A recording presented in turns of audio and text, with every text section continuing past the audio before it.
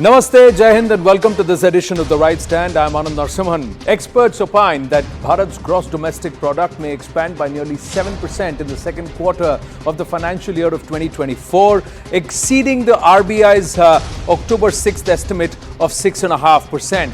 The CII Business Confidence Index has continued its upward trajectory as it rose to a three-quarter high of 67.1, and according to the survey, about 55% of the respondents found that an improvement in the ease of doing business along with the government's thrust on capital expenditure are the biggest positives for domestic growth in the current fiscal.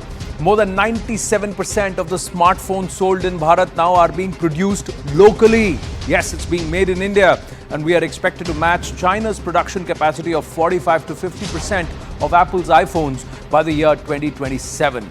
And Sri Lanka cricketer Angelo Matthews was ruled timed out during the crucial clash against Bangladesh in the national capital. He became the first batter in international cricket to be dismissed in this manner.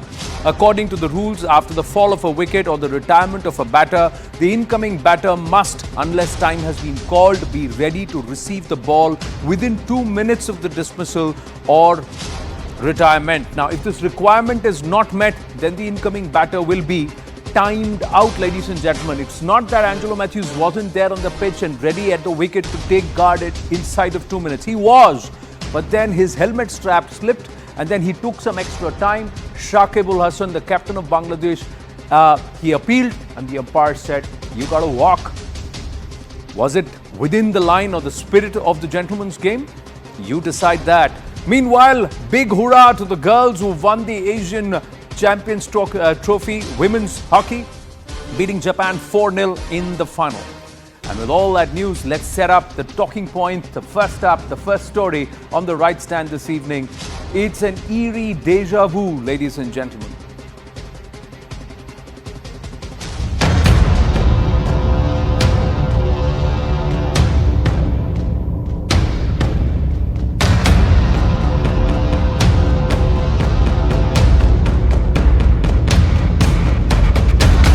There are many countries where there is freedom of speech and expression, but that cannot be a license to advocate violence and intimidation. We have seen activities which have been justified in the name of freedoms.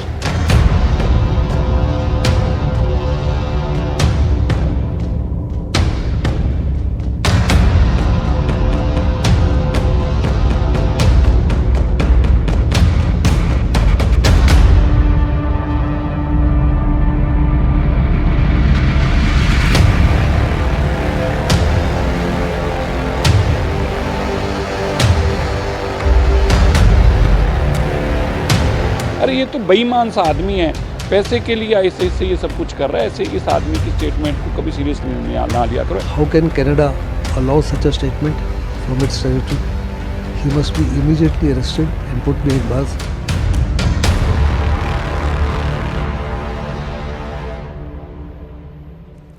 On Saturday, External Affairs Minister SJF called out Canada for promoting violence and K-extremism in Canada under the garb of freedom of speech. 24 hours later, SFJ head and designated global terrorist Gurpatwant Pannun is at it again. The global terrorist continues to spew hate against Bharat from foreign soil, and this time he's gone a step further and asked Sikhs not to fly Air India on the 19th of November onwards, calling for a global blockade of the airline from Vancouver to London. His threat comes as a chilling reminder of the 1985 Kanishk bombings.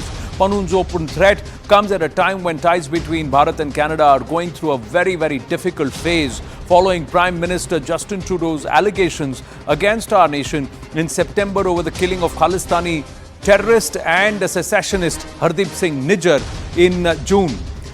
Now, Bharat, on the other hand, has asked Canada to enhance security on all Air India flights. So is Canada and our other nations allowing this free run for these secessionists? Is it emboldening these elements to further threaten and provoke? Now, here's what Pannun is doing. He's instigating youth against our nation. He's asking Sikhs not to fly Air India on November 19th. What that means? Well, legally, his statement is sound because he can call for a protest like this. But does that imply something far more devious? That's the bigger question. He calls for a global blockade of the airline. Now, it's not a state-run airline anymore. It's a private entity. It's a private airline. So will the Tatas now take cognizance of this and sue him on American soil? That's the bigger question. He warns of 1985 Kanishk-like bombing rerun. He's glorifying the killers of former Prime Minister Indira Gandhi. He's saying rename the IGI airport to Ban Singh Airport. He's threatening the likes of Amitabh Bachchan, Kamal Nath and Jagdish Tytler. And he's saying that break the economy to break Bharat's backbone. Continues to threaten to attack the Cricket World Cup final.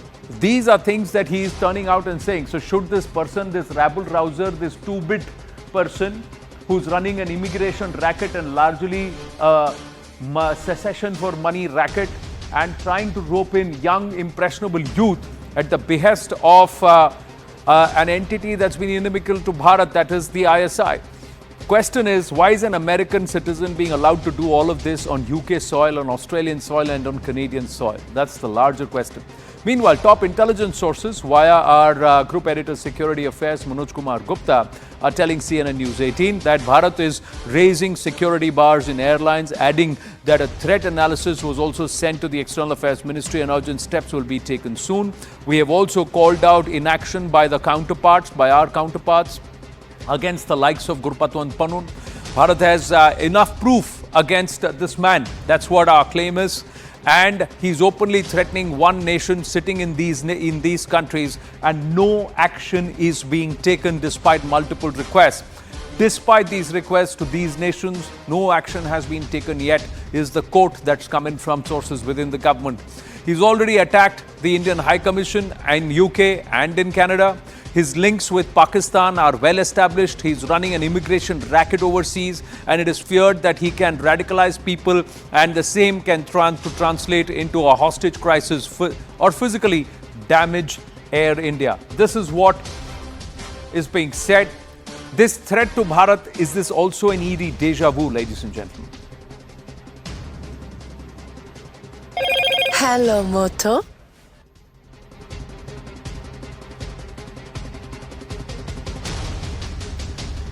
Let's go across to our guest this evening, Singh Puri, former diplomat with us, Lieutenant General KJ Singh, retired defense expert, is with us, and Ramneek Maan, activist, with us. Namaste and Jai Hind, gentlemen. Thank you very, very much for your time. Ambassador Puri, I'd like to start with you, sir. How do we deal with an element like him? See, his statements are very carefully worded. They are very offensive to Bharat, but he is vetted. It's been vetted legally. So he can legally claim to be sound because what he has said does not threaten violence, although it implies it. It does not threaten bombing, although it implies it. So he's trying to stay within the legally plausible grounds. But this is dangerous. We know his activities are dangerous. How do we get nations to act against this element? Sir, I can't hear you. Please unmute. Anand, very good question and very, very, very well put. He is a serial offender. And this is not the first time at all that he has done this. We have all, in some senses, those of us who have been posted in the United States, etc., felt the Sikhs for Justice and Gurpatwant Pannun and their activities in various forms. He's an American citizen. I think first and foremost, in the strongest possible manner, matters should be taken up with the US. Now, you mentioned Canada, Australia, UK, etc. Yes, he's used their soil for various purposes. But frankly, he's a US citizen. If I'm not mistaken, he's based in New York or somewhere around there. You also mentioned that he's a clever guy. He's a lawyer by training. So he knows what the sort of bounds are. But bounds are not the only thing. He is threatening violence, and he is threatening violence in an open manner. I must say that, he has threatened people here in India. Those who have been witnesses, who have been fighting the 1984 cases, etc. So this is a matter which is a serious one. And in the past also, we've taken it seriously. We've protested, we've raised our concerns. But I think in the current context, it's particularly important that this matter not only be raised with the Canadians, the Australians and the UK, but principally with the country of his citizenship, the United States of America. A rabble-rouser like him, Lieutenant General KJ Singh, he's been largely rejected. So he claims 2 lakh support, aate 1700 hain.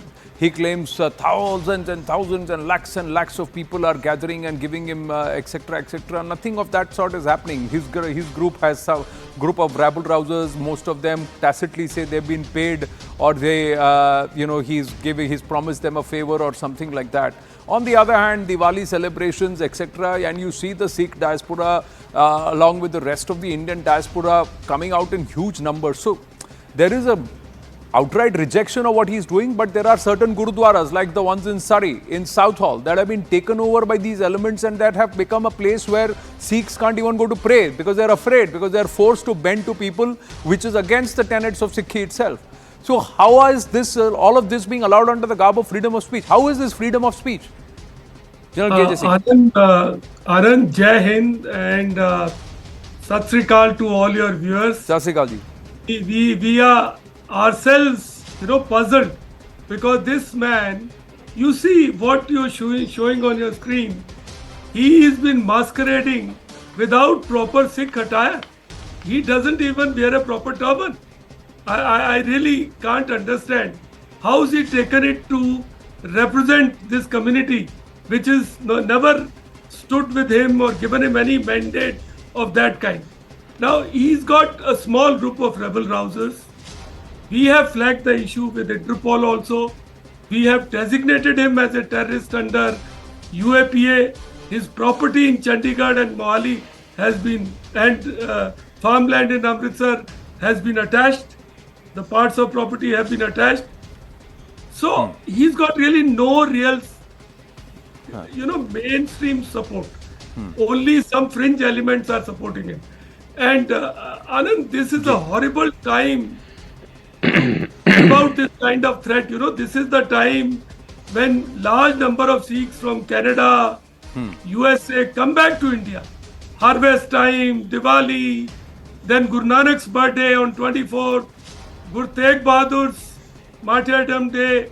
So there are large number of, and Guru Gobind Singh's Gurpatwant. So Sikhs come over here, and that gets meshed in with Christmas holidays till that time. You are unsettling all of that. You are issuing a threat like this. And frankly, I'm very puzzled. Sometimes I tend to believe that this man is also working for some American intelligence agency. Otherwise, why aren't they taking note of it? Twice India has flagged the issue to Interpol. Both times they've said insufficient evidence. What more evidence do you want? This man has come on TV and he said that I am part of all the terrorist acts. A few of them, he flagged them. He's issued a threat to PM Modi when he went to Assam. He issued a threat to our High Commissioner Sanjay Kumar Verma. He also told all the Hindus, Indo-Canadian Hindus living in Canada that you exit from there. And yet there is no evidence. I am really surprised. So Anand, it's good you are flagging this, and I hope global viewers take notice of it. No, in India, sir, Air India is a private airline.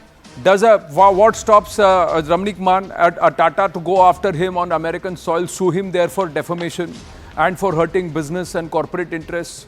What stops an Indira Gandhi International Airport from taking him to task as the Airports Authority of India, go after him legally? So get him to come to India, and so, because we are based in India, we can file a case in the Honorable Supreme Court, and the Supreme Court can ask him to come to Indian soil. एक बार India आ तो जाए, फिर इसको दिखा देंगे. The other thing is Ramnik Man.